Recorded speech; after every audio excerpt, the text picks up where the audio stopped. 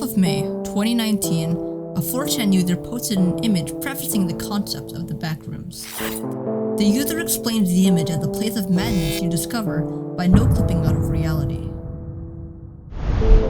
Consisting of universes impossibly long and inhumanoid creatures of all kinds. This is how I recreated the Backrooms in Unity.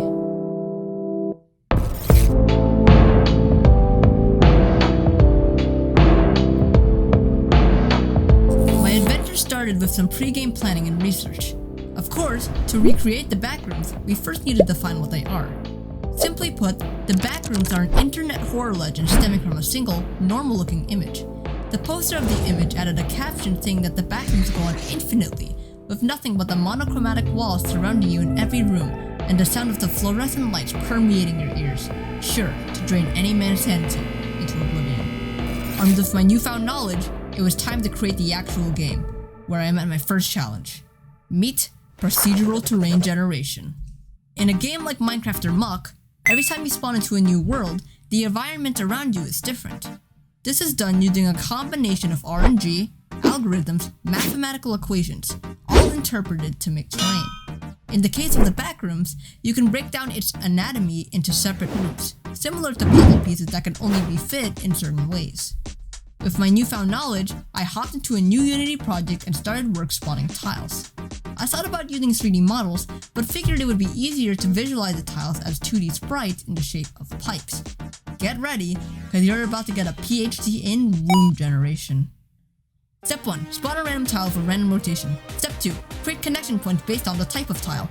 Step 3. Spawn a random tile on one of the connection points. Step 4. Rotate the tile. Step 5. Remove these connection points. Step 6. Q, it doesn't work. Step 7. Drink water. Well, we now have some infinitely generating pipes. Time to turn them into rooms. Using my epic modeling skills and some materials from ambient CG, I made some boxes and chucked them into Unity, which worked perfectly. Okay, maybe not. And it works perfectly. Moving on, now that we have our terrain, we can focus on actually making the game. I first started off with a beam and smacked a basic player controller script onto it. After making functionality for sprinting, exhaustion, and view bobbing, I tried making a tile loader system, which didn't work, probably because I have no idea what I am doing. What it was supposed to do was unload tiles that were too far away from the player to avoid your computer from spontaneously combusting.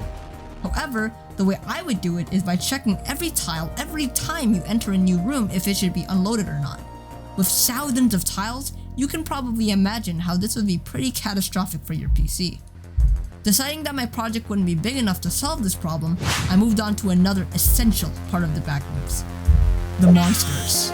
I first got some reference images on what I wanted my epic beast to look like. Then, I modeled the behemoth in Blender, using a mirror and subdivision modifier to first do the side, then expand on the face and back.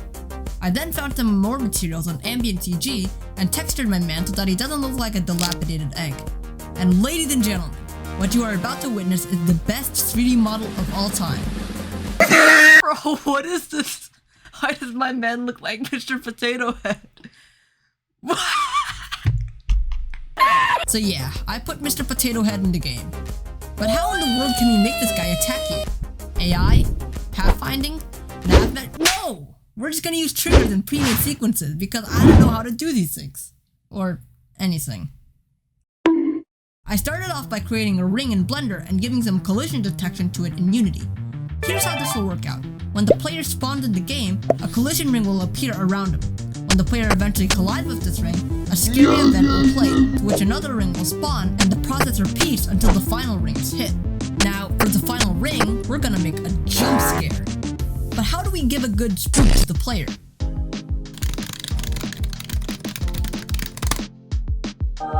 And after finding an amazing video by 2star, he teaches us that a good jump scare follows the pattern of blowing up a balloon.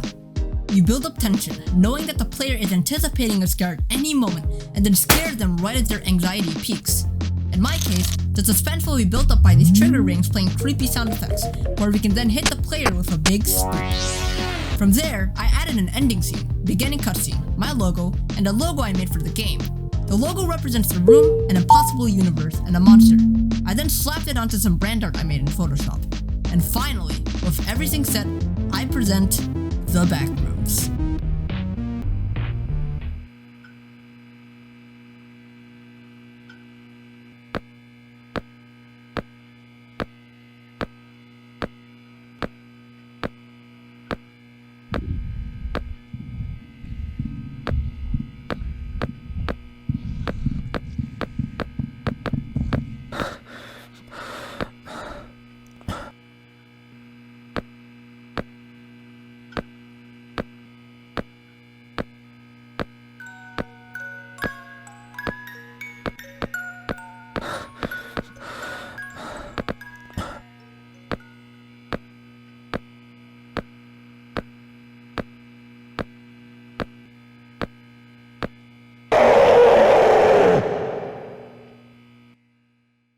And that's how I recreated the Backrooms in Unity.